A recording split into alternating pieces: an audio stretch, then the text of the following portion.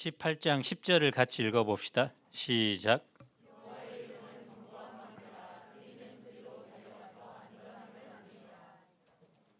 공동체는 공통의 가치와 정체성을 가지고 특정한 사회문화적 공간을 공유하는 사람들의 모임입니다.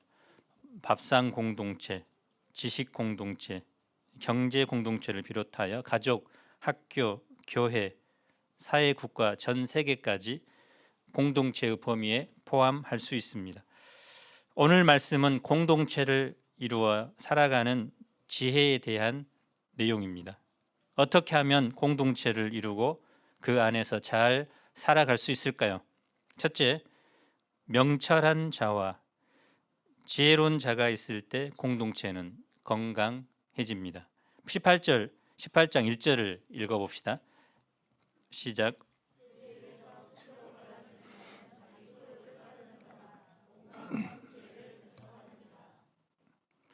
이스라엘 백성은 삶과 신앙에서 공동체를 소중하게 여겼습니다. 구약 성경에 여러 번 나오는 구절이 뭐뭇 하는 자는 또는 뭐뭇 하지 않는 자는 그 백성 중에서 끊어지리라라는 내용입니다. 그들은 하나님의 백성이라는 공동체로부터 단절되는 것을 가장 큰 비극으로 여긴 것입니다. 본문에는 무리에게서 스스로 갈라지는 사람을 자기 소욕을 따르는 사람이라고 말합니다. 그룹으로 활동하는 가수들이 있죠. 각 멤버가 똑같은 인기를 누리는 것은 아니죠. 요즘 유명한 그룹이 뭐가 있죠?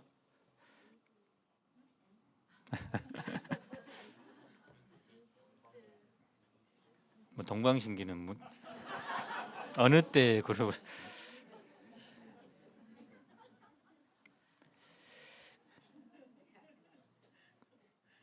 그룹을 시작할 때는 인기가 별로 없기 때문에 균등하게 수입을 나누기로 계약을 하지만 시간이 지나 인기 있는 사람이 수입을 균등하게 나누는 것이 불공평하다고 생각하고 욕심을 부린 그 후에는 대부분 그룹은 오래 가지 못합니다.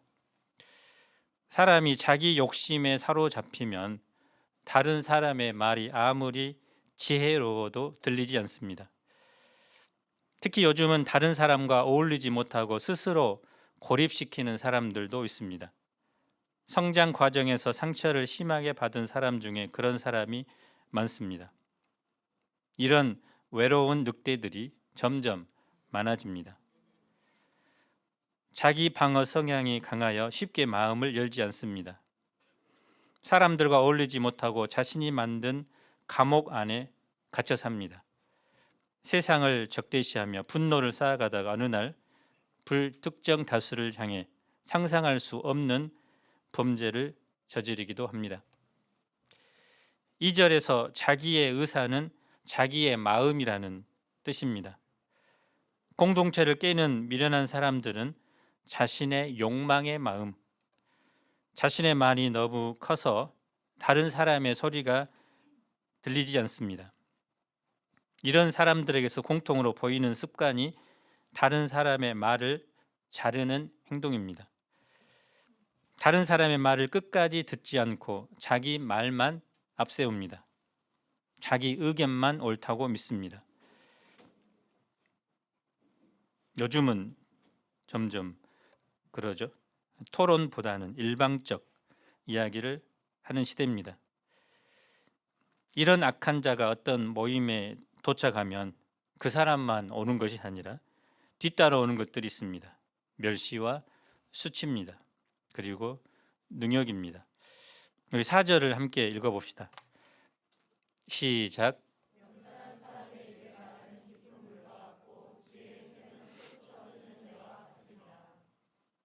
명철한 사람의 말을 깊은 물, 지혜의 샘 등 물로 표현합니다.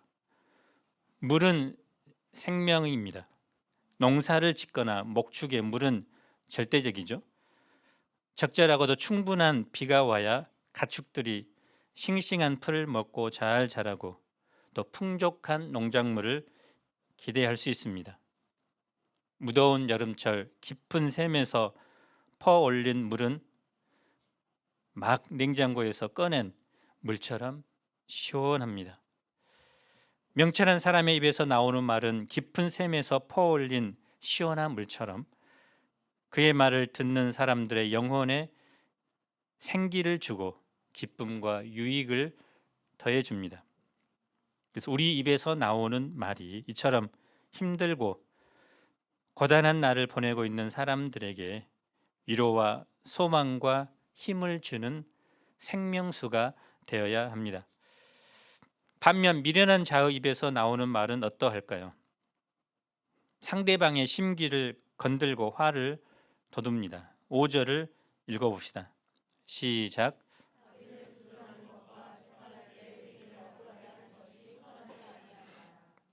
두둔하다는 말은 얼굴을 들어 올리다라는 뜻입니다. 상대방의 지위, 재산, 권세 등을 보고 편들어 주는 것을 뜻합니다. 재판할 때 악한 사람을 두둔하고 의로운 사람을 억울하게 하는 것은 바르지 않습니다. 또 의로운 사람을 두둔하고 악한 사람을 억울하게 하는 것도 바르지 않습니다. 6, 7절을 보겠습니다. 미련한 자의 입술은 다툼을 일으키고 그의 입은 매를 자청하느니라. 미련한 자의 입술은 그의 멸망이 되고 그의 입술은 그의 영혼의 그물이 되느니라. 미련한 사람의 입에서 나오는 말은 사람들 사이를 이간시키는 말, 험담하는 말, 조롱하는 말들입니다. 그래서 사람들 사이에 다툼을 일으킵니다. 매를 자청합니다. 여기서 매는 단순히 회초리 정도가 아닙니다. 뼈를 부러뜨리고 몸을 망가뜨릴 정도로 혹독한 매질을 말합니다. 과거 예를 들면 이 곤장과 같은 것입니다. 곤장을 맞다가 죽는 사람도 있어서 일정한 수를 넘기지 못하도록 되어 있습니다. 미련한 사람의 말이 그러합니다. 그의 입이 결국 다른 사람뿐만 아니라 자신을 망하게 만들고 그물에 걸리게 됩니다. 8절도 읽어봅시다. 시작.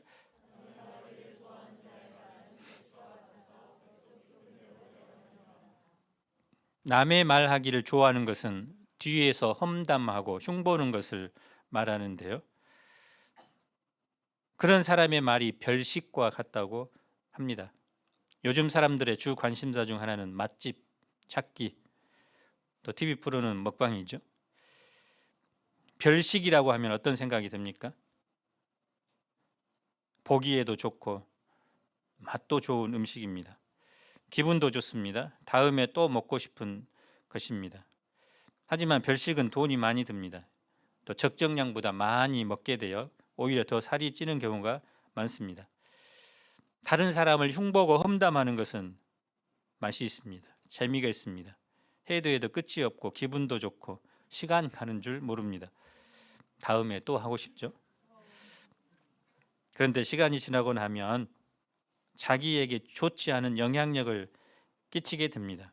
뱃속 깊은 데로 내려간다는 것은 깊은 영향을 미친다는 뜻입니다. 다른 사람을 흉보고 험담하는 것은 그것으로 끝나지 않고 자기에게 점점 독소를 쌓게 만듭니다. 남의 말 좋아하는 사람은 자기 일은 제대로 하지 않습니다. 필연적으로 게으름으로 이어지게 되고 결국 멸망의 길을 갑니다. 그래서 남의 말을 덜 하는 것이 지혜입니다. 13절을 함께 읽어봅시다. 시작.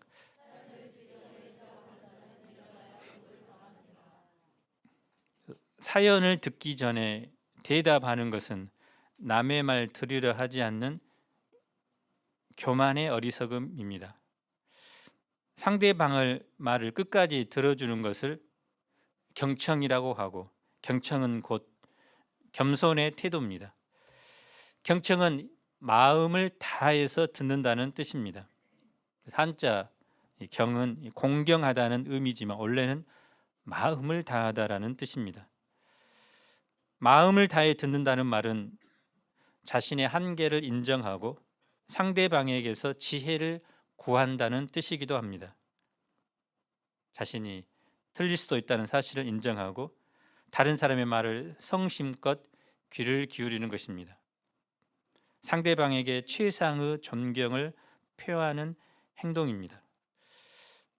그래서 우리가 누군가를 만나 대화를 하다 보면 상대방이 자기 말만 하면 기분이 상합니다. 그래서 대화의 약 95%는 상대방이 이야기하고 자기는 겨우 5% 정도만 말하고 하면 그 만남이 과연 기쁠까요? 그런 사람과는 이제 다시는 만나고 싶지 않습니다. 목자들이 양들과 대화할 때 흔히 저지르기 쉬운 잘못이기도 합니다. 양의 말을 충분히 들어주고 와야지 하면서 말하면 바로 이제 중간에 끊어버리고 자기 말을 이제 장황하게 이야기합니다. 특별히 나이 먹은 사람들의 특징이 이런 것이기 때문에 젊은 사람들이 나이 먹은 사람과 대화하기를 이제 원천 봉쇄하는 이유이기도 합니다. 그래서 나이가 들어갈수록 입은 닫고 못을 열어라. 예. 그런 사람을 좋아하죠. 우리 대정부 형제자매님들. 훈계 듣고 오면 기분 나쁘죠. 알면서도. 내 말에 귀 기울여주며 공감하는 사람을 만날 때 큰 기쁨과 위로를 경험하게 됩니다.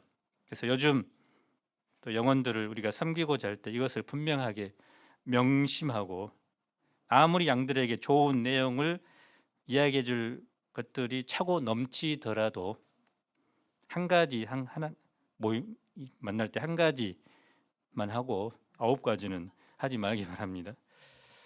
그래서 경청은 인격적인 만남에서 가장 중요한 요소라고 할 수 있습니다. 21절을 한번 읽어봅시다. 시작.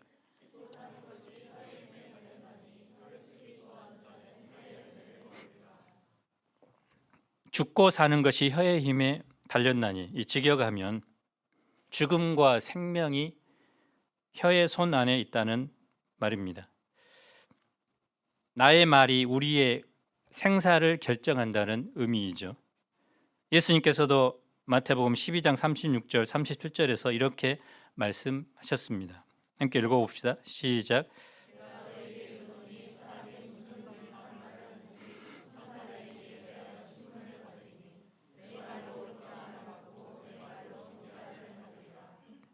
말은 곧 우리 자신이고 우리의 말이 우리가 어떤 사람인가를 보여주며 우리가 하는 말이 우리를 세우기도 하고 무너뜨리기도 합니다. 말은 눈에 보이지 않는 사람의 마음을 보여주는 창문입니다. 우리는 상대방을 통해 그의 생각과 감정, 때로는 동기까지도 알 수 있습니다. 말은 우리의 영적 상태를 잘 보여주는 거울입니다.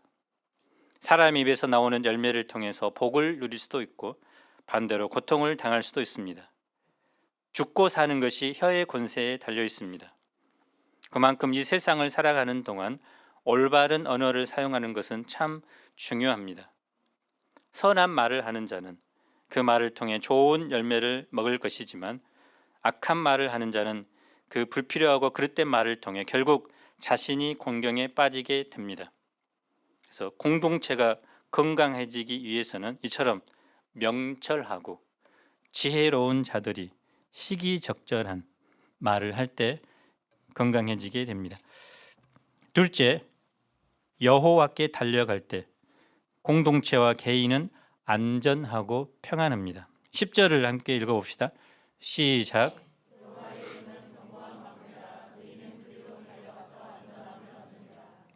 이름은 단순한 호칭이 아니죠. 그 사람의 성품과 본질, 즉 전체를 의미합니다. 여호와의 이름은 하나님 자체와 하나님의 속성인 전능하심, 무소부재하심, 신실하심, 자비하심과 같은 모든 것을 포함하는 말입니다. 이 여호와의 이름이 견고한 망대라고 합니다. 고대 근동 사회에서는 성벽으로 둘러싸인 도시 안에 망대가 있었습니다. 망대는 적의 공격에서 보호받기 위한 안전한 장소로 설계되었습니다. 그래서 비록 성읍이 적에게 넘어갔을지라도 이 망대는 최후의 보루로 남아 있었습니다. 망대는 적군의 침입을 한눈에 볼 수 있는 곳으로 성에서 가장 높은 곳에 위치해 있습니다. 그래서 이곳은 가장 안전한 곳이고 적의 침입을 볼 수도 있고 적으로부터 성을 보호할 수 있는 곳이기도 합니다. 견고한 망대는 바로 하나님의 압도적인 능력, 보호하심을 상징합니다. 그런데 망대가 견고한 이유는 그 외형이 아니라 그 망대를 지탱하시는 하나님 때문입니다. 의인은 여호와의 이름으로 달려갑니다. 가끔씩 우리 다른 박질하죠. 달려가는 행위는 여기에서는 긴박함, 또 결단력을 나타내는데요. 단순한 산책이 아니라 안전을 찾기 위한 필사적인 행동입니다. 특히 전쟁의 때에 자기 생사가 갈려있는 그 절박한 때에 하나님께 의탁하는 것입니다. 고난이나 유혹, 두려움에 직면했을 때 내 자신의 경험, 또 세상적인 해결책에 의지하지 않고 즉시 전심으로 하나님께 나아가는 것을 의미합니다. 그럴 때 하나님께서는 우리가 위험에 빠지지 않도록 모든 환난으로부터 안전하게 보호해 줍니다.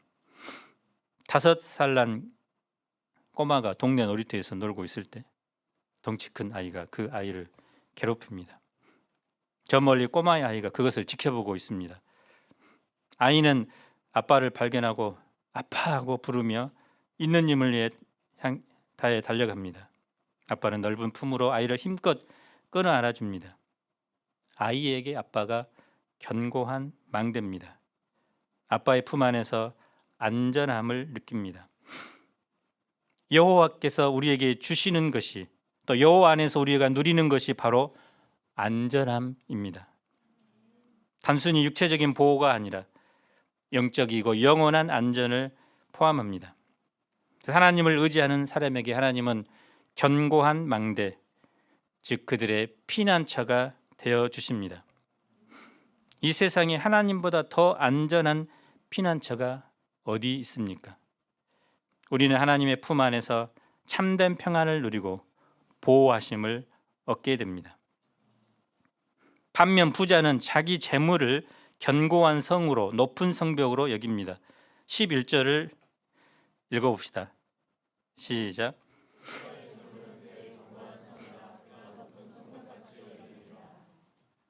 부자는 지금 적군이 쳐들어오는 그 상황에서도 재물을 붙듭니다. 하지만 그것은 어리석은 생각이죠. 적군은 가장 먼저 부자를 쳐 죽이고 그가 가진 모든 재물을 탈취합니다. 이 세상에도 그렇겠지만 마지막 심판 날에도 모든 것을 빼앗기고 맙니다. 여기서 부자는 단순히 돈이 많은 사람을 의미하지 않습니다.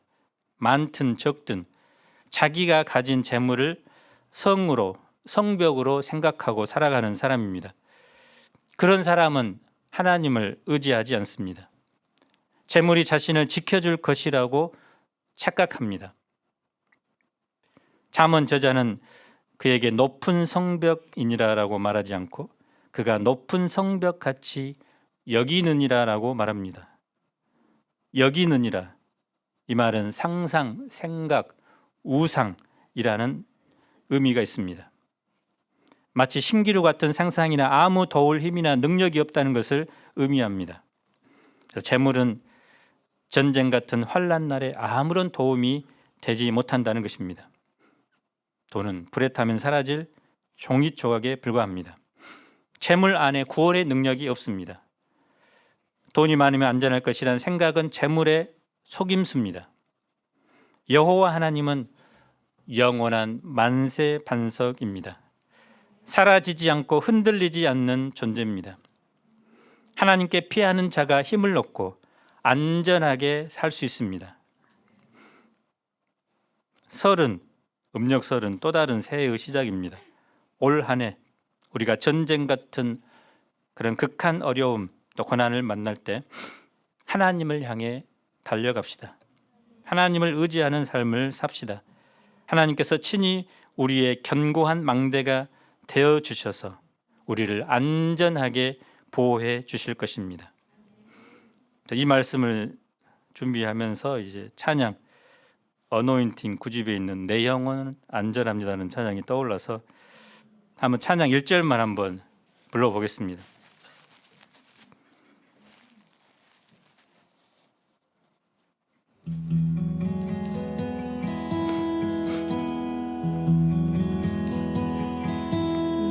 내 아버지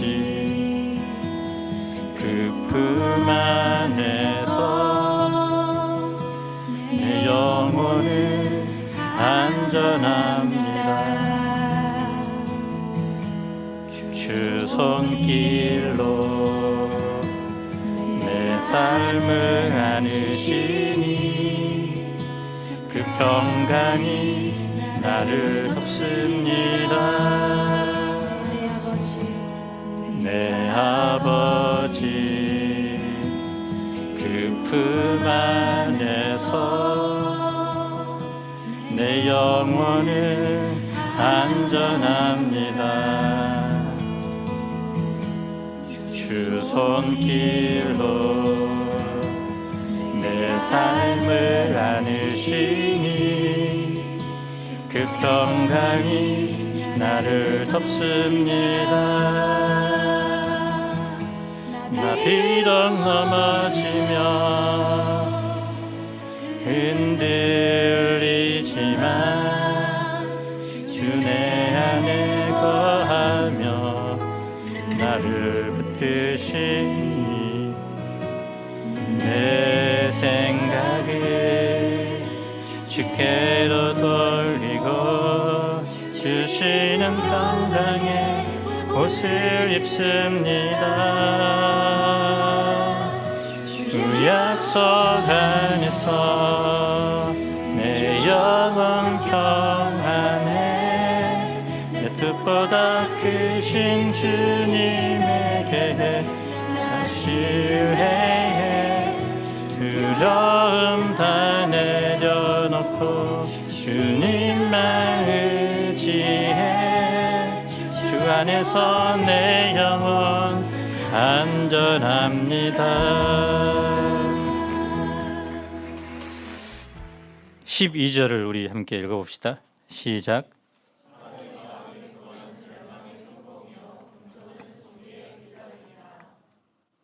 이 말을 문자적으로 말하면 멸망의 얼굴은 교만이요 존귀의 얼굴은 겸손이라는 말입니다.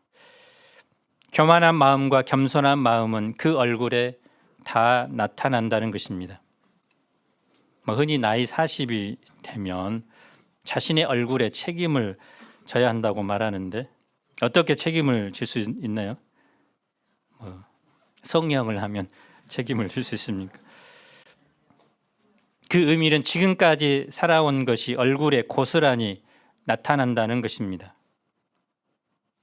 얼굴의 옛말이 얼골이고 그것은 얼꼴, 즉 영혼의 꼴에서 나왔습니다. 좋은 얼굴은 좋은 영혼을 비추어주는 거울이라는 것입니다. 하나님 대신 다른 것을 의지하는 것은 교만입니다. 하나님을 의지하는 것이 겸손입니다. 교만한 사람은 재물을 향해 달려갈 것이고 겸손한 사람은 여호와를 향해 달려가는 삶을 삽니다. 하지만 교만은 결국 멸망을 가져오고 겸손은 존귀함을 얻게 합니다. 셋째, 공동체에 속한 사람을 잘 돌보는 것이 하나님의 마음입니다. 19장 1절을 읽어봅시다. 시작.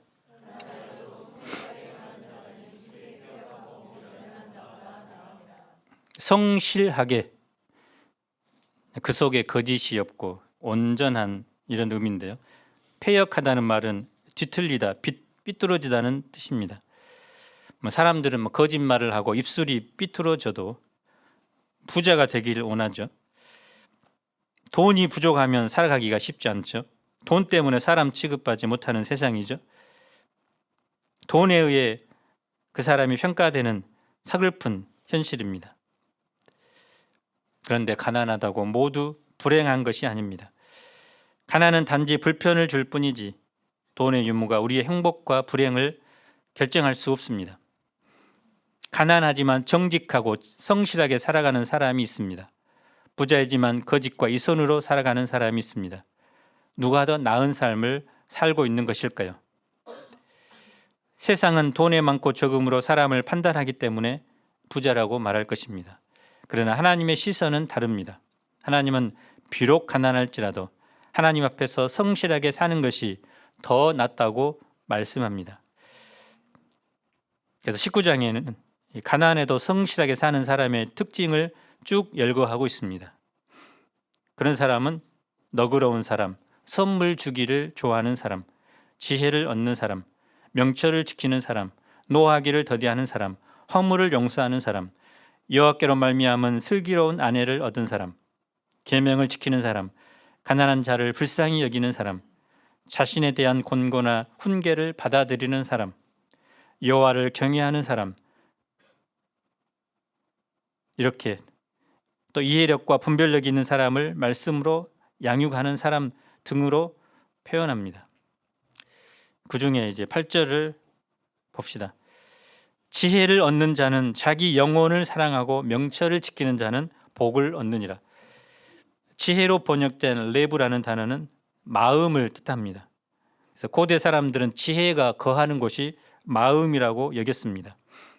솔로몬이 하나님께 구한 것도 총명한 머리가 아니라 듣는 마음이었죠. 그래서 지혜로운 사람은 머리가 좋은 사람이 아니라 다른 사람들이 생각해야 함에도 생각하지 못하는 곳, 눈여겨보아야 할 부분임에도 지나쳐 버린 부분까지 마음을 써서 보는 사람이 지혜로운 사람입니다. 마지막으로 17절을 읽어봅시다. 시작.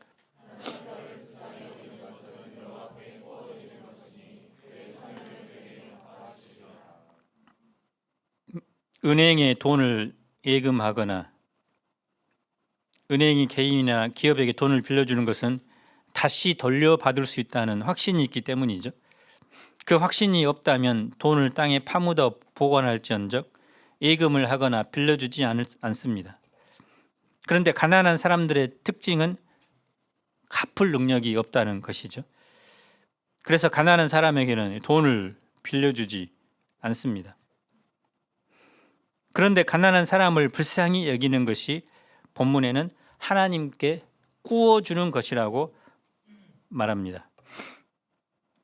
우리가 하나님께 돈을 구워주면 하나님은 갚아줄까요?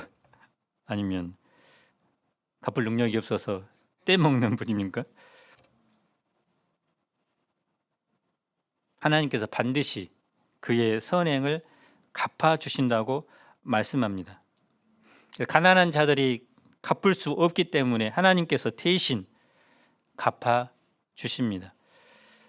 그래서 공동체 내에서 가난한 자를 또 도움이 필요한 자를 긍휼히 여기고 도와주는 것이 바로 하나님의 마음을 따라서 살아가는 것입니다. 내일부터 이제 설 연휴가 시작됩니다. 올해는 엄청 길죠. 거의 이제 일주일 된 것 같아요. 사랑하는 이 가족 구성원들을 잘 돌아보고 그들이 견고한 망대인 하나님을 의지하는 삶을 살도록 기도하고 섬기고 또 돕는 설 연휴가 되기를 기도합니다. 지혜와 명철을 가진 자들을 통해 우리가 속한 공동체가 더욱 건강해지고 또 하나님 안에서 올 한 해 진정한 안전과 평안을 누리는 삶을 살아갑시다.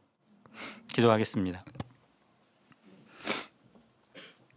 거룩하신 하나님 아버지, 가정, 교회, 직장, 또 국가, 갖가지 공동체에 속하여 우리는 살아갑니다.